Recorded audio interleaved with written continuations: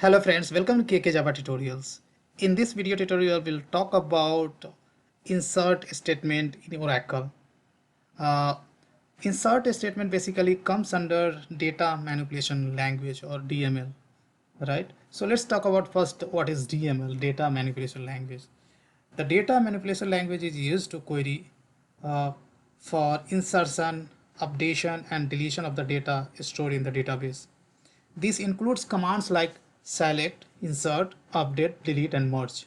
In this video, we will talk about the insert statement. So we'll talk about all the concept related to insert statement, and finally we'll go through the practical example as well. So let's start. So here, guys, after table has been created, we need to insert some data into the database table. For example, we want to add data for newly joined employee to the employee table, right? So this is the basically a general syntax to insert data into the database. We have to write insert into, then we have to specify the table name, then column name with the comma separated. After that you have to use the values keyword, and after that we have to supply the values for corresponding columns, right? So value 1 belongs to the column 1, value 2 belongs to the column 2, and so on, right? So here basically you need to keep in mind when you are supplying values for uh, all the columns, then you don't need to specify basically column names, right? But if you are going to supply value for few columns, right, not for all columns but few columns, then in that case we have to supply column names, right? Now second format is here. If you supply values for all the columns, right? So when I say all the columns, if we enter the values in the exactly the same order in which the columns are defined in the table, then you don't need to basically supply column names, right? Now let's move ahead. Now there are some key points related to the insert statement. Let's go through each and every key points. First, the table must exist before rows to be inserted into it. So make sure that if you are inserting some rows, then make sure that table is existing prior to that. Now values must be entered in the same sequence as the column names in the insert clause, right? So in whatever order you column mention, in same order you have to pass the values. Now values must match the data type of the columns into which they will be inserted, right? So if you are inserting values in different columns, then make sure that the corresponding column data type matching. Now one thing you will have to always keep in mind when you are passing any string or text or character, the character and date must be enclosed in the single quotes. Now the list of column names are used only when there are two key points you will have to keep in mind. A list of column is mandatory to specify when inserting fewer column values than those existing in the database table definition. So here what point I'm trying to say, if there are 5 columns in your database table but you are only supplying values for the 3 columns, then in that case you have to specify the column name, right? Now second point says column values are specified in a sequence other than sequence in which they are created. So if you are supplying the values for even values for all columns, but if you want to send values in the different sequence in which those columns are defined in the table definition, then you have to specify the column name.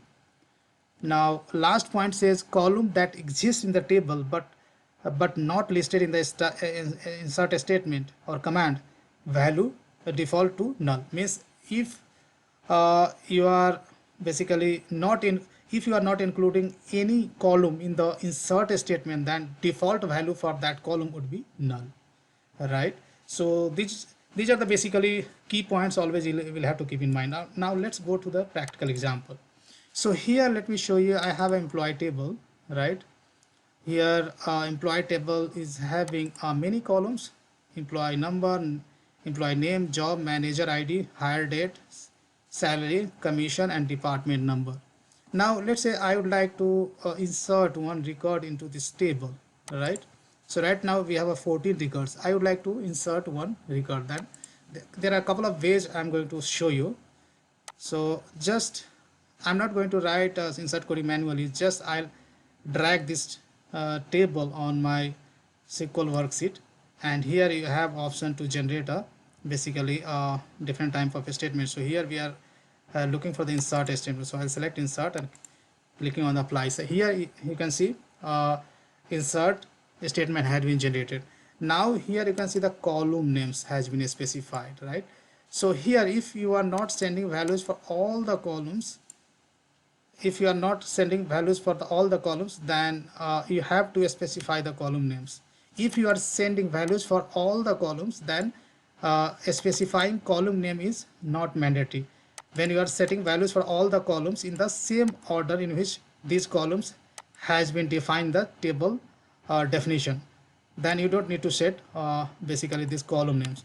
So let's say here in first column says employee number. So let's say employee number I am setting 5551.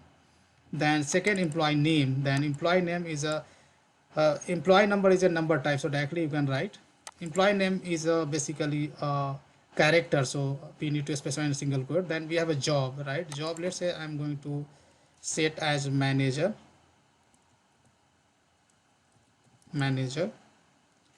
Then we have a manager ID. So here you can see, let's say manager ID I would like to set 8902.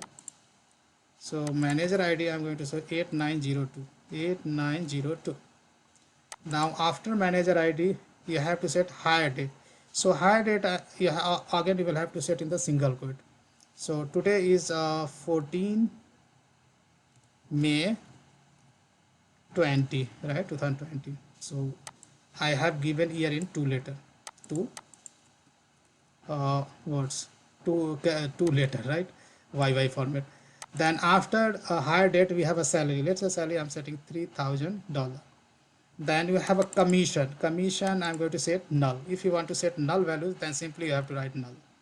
Then finally department number. So department number I'm going to set as 20, right? Now if I run this query, then saying that one row inserted.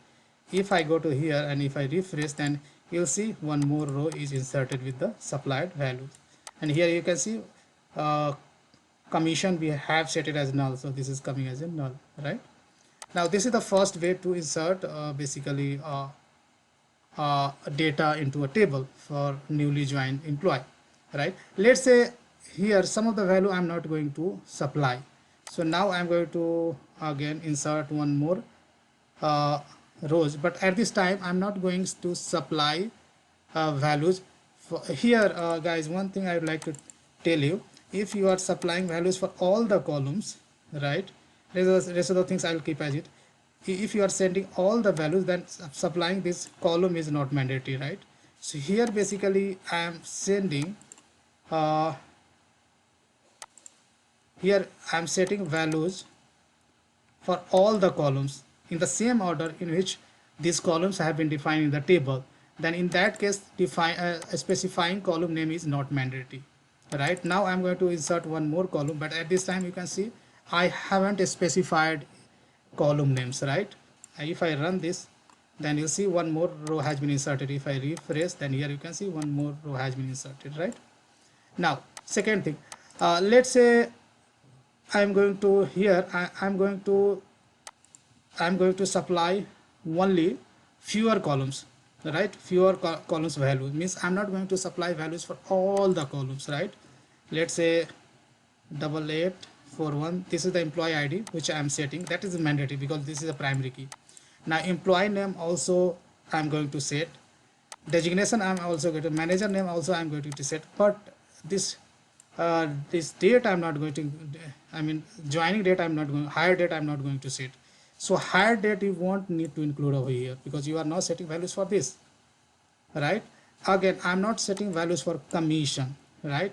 So commission you don't need to set in the this insert statement, right? So we have only included values for these columns, so that's why we have supplied the column names. In that case you have to supply the column names, and here also we have set this corresponding column values. Now if I run, then whatever column we have not included in the insert statement, values for those columns would be null in the database, right?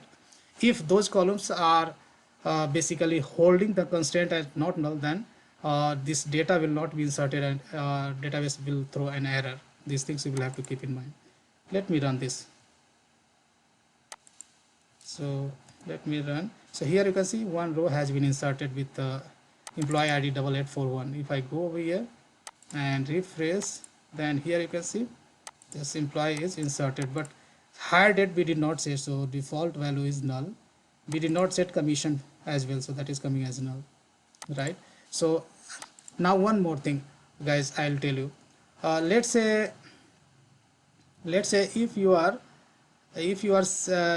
setting values for all the columns, right? If you are setting values for all the columns, but you have not maintained the order in the same, you are not setting the values in the same order in which these columns have been defined in the database table, then also you have to specify the column name, that what we have discussed in the slide. So these are the things you will have to always keep in mind. That's all I wanted to discuss in this video tutorial, guys. I hope you enjoyed on this video. If you really like this video, then hit on the like button. Didn't subscribe KK Java tutorial till yet, then please go ahead and subscribe it, guys. Big thank you, and see you there in the next video tutorial.